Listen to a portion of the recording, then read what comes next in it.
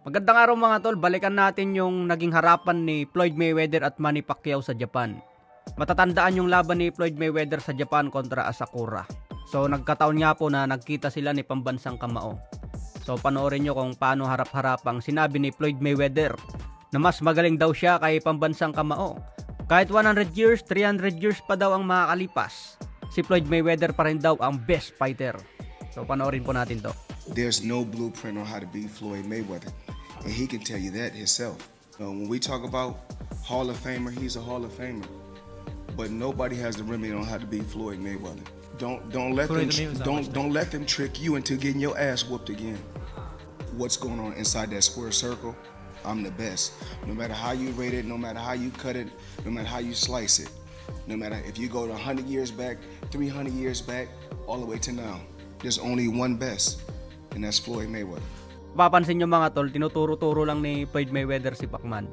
Talagang pinapakita ni Floyd Mayweather na mataas yung tiwala niya sa sarili. Wala daw ibang paraan kung paano talunin ang isang Floyd Mayweather. Alam daw yan ni Pacman. Matatandaan kasi na nagpaturo si Asakura kay Pacman noon para talunin si Floyd Mayweather. Kaya nasabi ni Floyd Mayweather na alam ni Pacman na walang ibang paraan kung paano siya talunin. Matindi talaga si Floyd Mayweather, talagang tingin niya siya ang pinakamagaling na boksingero.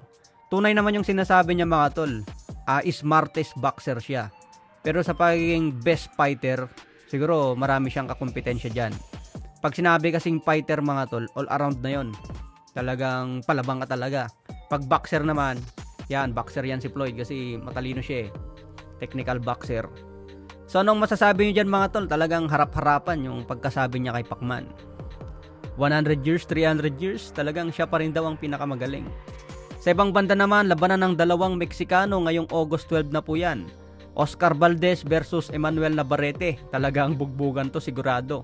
Alam naman natin kung paano lumaban si Navarrete. Talagang volume puncher. Awkward yung bato niya ng suntok kung saan-saan nanggagaling. Ganyan din ang galawan ni Oscar Valdez mga tol. Sumasabay din yan.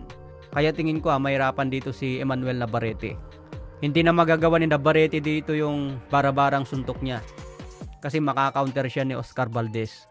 Kaya kailangan ni Navarrete dito maging maingat sa bibitawang suntok. Iba na tong si Oscar Valdez. Kaya mag-counter, may power at madiskarte din. Hindi lang siya umubra kay Stevenson kasi talagang technical si Stevenson eh. Pero itong style ni Navarrete mga tol, ibang-iba naman sa style ni Stevenson. Kaya tingin ko maganda ito para kay Oscar Valdez. Dedepensan nga po rito ni Navarrete yung super featherweight belt. So balak agawin niya ni Oscar Valdez. So abangan po natin yan ngayong August 12. Magandang bakbakan po yan. Sa iba pang balita mga tol, nakita ko sa share ni Mike Plania. Yung laban daw ni Naoya Inoue versus Marlon Tapales. Gaganapin na daw yan sa December 12 sa Japan. So tinignan ko kung kumpirmado na o official na ang laban. So wala pa akong nakita sa top rank. Hindi ko pa nakita sa post ni Naoya Inoue. At hindi ko pa nakita sa post ni Sean Gibbons. Hindi ko alam kung tunay na ito mga tol, kung official na ngayong December 12. So abangan po natin yung karagdagang updates tungkol dyan. So hanggang dito na lang muna tayo sa ngayon mga tol. Maraming salamat po and God bless po sa lahat.